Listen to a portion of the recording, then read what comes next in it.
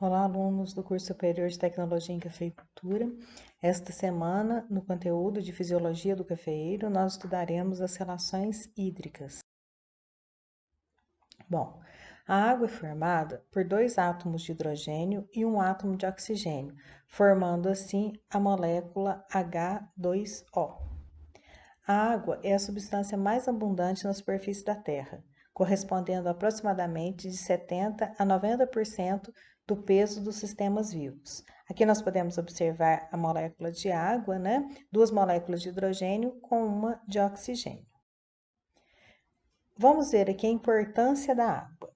Ela funciona como tampão de temperatura da célula, ou seja, mantém a temperatura da célula equilibrada.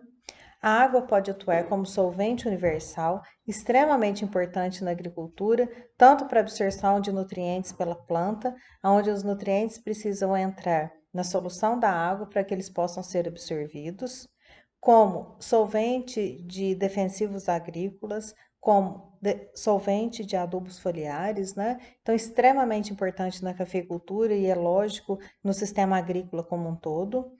Reagente e produto da fotossíntese, ou seja, para que a energia luminosa se transforme em energia química lá na fase fotoquímica da fotossíntese, há necessidade da quebra de uma molécula de água.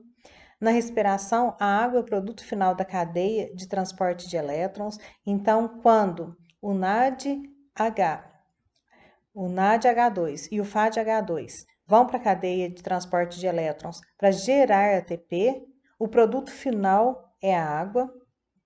A água atua em reações de divisão e alongamento celular. Ela é a grande responsável por crescimento e desenvolvimento dos órgãos. E a água é essencial nos processos de absorção e transporte de minerais, principalmente nos nutrientes nas adubações convencionais do cafeeiro.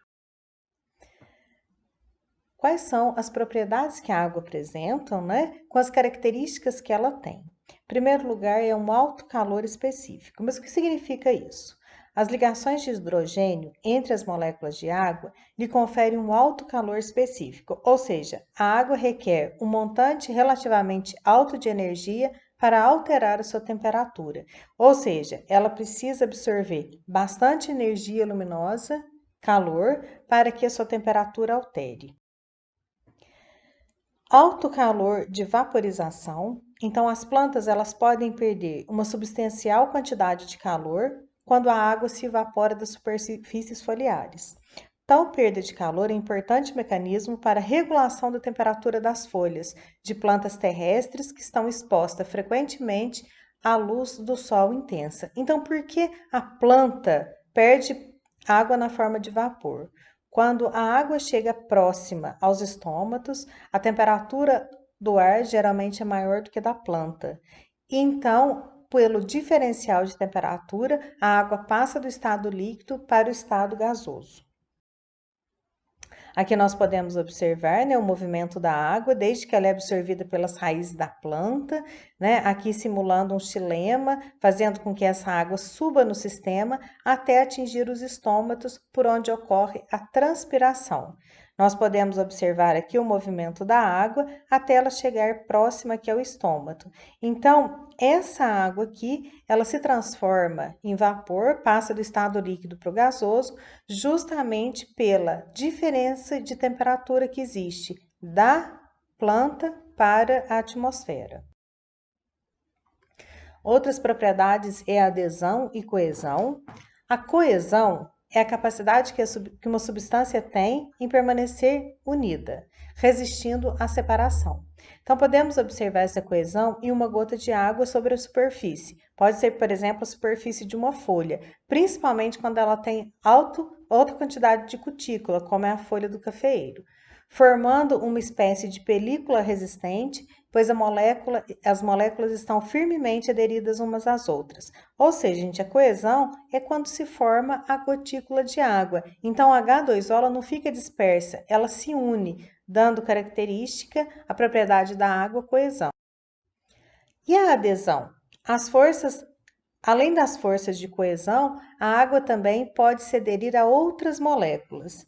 Isso pode ocorrer graças à sua polaridade. a água tende a atrair e ser atraída por outras moléculas polares. Essa atração entre as moléculas de água e outras moléculas polares é chamada de adesão. Então, nós podemos observar aqui na superfície de uma folha que as gotículas não apresentam o mesmo tamanho. Vocês podem observar que tem gotículas maiores e gotículas menores. Essa característica é de adesão, ou seja, ela se une não só entre as moléculas de água, como também com outras substâncias presentes na planta. E a capilaridade, que é um fenômeno físico resultante da interação entre as forças de adesão e coesão da molécula de água. É graças à capilaridade que a água desliza através das paredes de tubo ou desliza entre os poros de alguns materiais, como o algodão, por exemplo. O fenômeno de capilaridade não está restrito aos tubos de vidro. Acontece também em tecidos, tramas, fibras e outros. Então, é como se a gente pegasse um canudo e colocasse na água. E assim funciona o xilema. Ele absorve água, né, via sistema radicular e por um tubo essa água é distribuída por toda a planta. Isso é a capilaridade, é a capacidade que a água tem em se unir. E isso depende da adesão e da coesão. Se unem as moléculas de água com outras substâncias, porque a água também nunca é absorvida sozinha, né? Sempre com outros nutrientes, para que ela possa ser distribuída pela planta como um todo. A outra propriedade da água é tensão superficial. Essa força de atração entre as moléculas permite que haja um fenômeno, né, chamado tensão superficial, e no caso da água, é como se houvesse um filme de água na superfície. Por alguns insetos conseguem pousar em cima dessa gota de água sem afundar. Tanto é, gente, que quando nós estamos aplicando defensivos agrícolas, por exemplo, ou adubo foliar, o ideal é quebrar essa tensão superficial, ou seja, quebrar essas gotículas de água, favorecendo dessa maneira a absorção de nutrientes e defensivos pela planta. Bom, e a água no solo? O solo, gente, é um corpo de material que recobre a superfície terrestre e é constituído de 3 proporções e tipos variáveis de minerais, gases, água e humus, né, que é a matéria orgânica. Ou seja, a água é extremamente importante nesse sistema. Na relação solo, planta e atmosfera, então, gente, em alguns programas de pós-graduação, existe uma disciplina que é ligada só ao movimento da água na planta. Essa disciplina é chamada disciplina solo, planta e atmosfera. A água no sistema solo, planta e atmosfera possui um estado de energia denominado potencial hídrico, representado por este símbolo. A água, em seu estado puro, ela é igual a zero, ou seja, o potencial hídrico da água em seu estado puro é igual a zero. Na natureza, existe água no seu estado puro? Não. Se nós formos pegar uma garrafinha de água mineral, não é água mineral? Tem diversos minerais diluídos nessa água. E assim, por mais pobre que seja o solo, um solo mais arenoso, tem nutrientes presentes ali porque existe uma rocha de origem. E essa rocha de origem, é claro, mantém os nutrientes para que sejam diluídos na água. Então, água em seu estado puro, gente, ela não existe na natureza.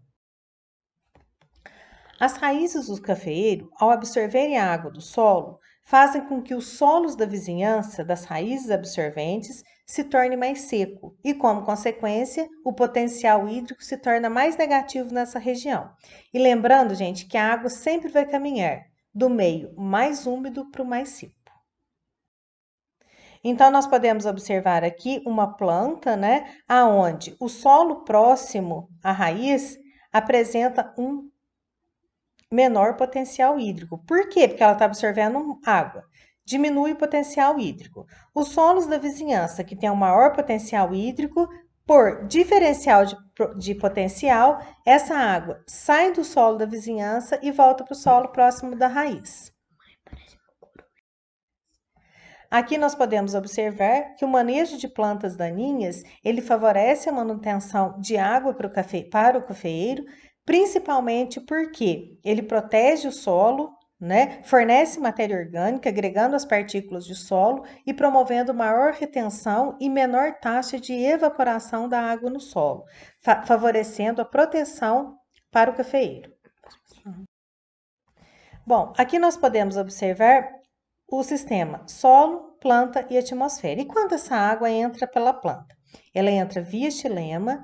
Então, o solo com maior potencial hídrico, ou seja, maior umidade, a planta absorve porque a água passa do ambiente mais úmido para o mais seco, a planta está com menor potencial hídrico em relação ao solo, e a atmosfera com menor potencial hídrico em relação à planta. Então, a água faz esse caminhamento do maior potencial hídrico, ou seja, do maior teor de umidade, para o menor potencial hídrico ou menor teor de umidade. Aqui nós podemos ver, né, aqui a tensão, né, aonde a água é absorvida via pelos absorventes, pelo sistema radicular, por coesão, né, e adesão, na verdade, ela sobe no sistema até chegar aqui nos estômatos, aonde a água é perdida sob a forma de vapor.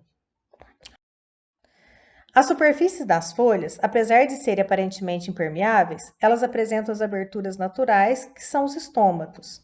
No caso do cafeeiro, os estômatos nós já estudamos, eles estão presentes apenas na parte de baixo das folhas, na face abaxial, sendo uma folha hipoestomática. Porém, os estômatos têm a função essencial ligada à fotossíntese, que é a absorção de CO2 para a perda de água na forma de vapor. Os estômatos funcionam de maneira coordenada, permitindo ao mesmo tempo a saída, que é a perda de água na forma de vapor, transpiração, para a atmosfera e a absorção de CO2, a qual será a matéria-prima para o processo fotossintético, ou seja, o CO2 ele entra na fase bioquímica da fotossíntese. Existe uma relação que nós chamamos relação entre fome e sede, ou seja, quando a temperatura está muito elevada e a umidade está baixa, o estômago se mantém fechado. Só que nesse caso ele se mantém fechado, não perde água para a atmosfera, porém, no entanto, ele não absorve CO2. Porém, se ele se mantiver aberto, ele perde muita água para a atmosfera, podendo levar ao risco de desidratação dessa planta.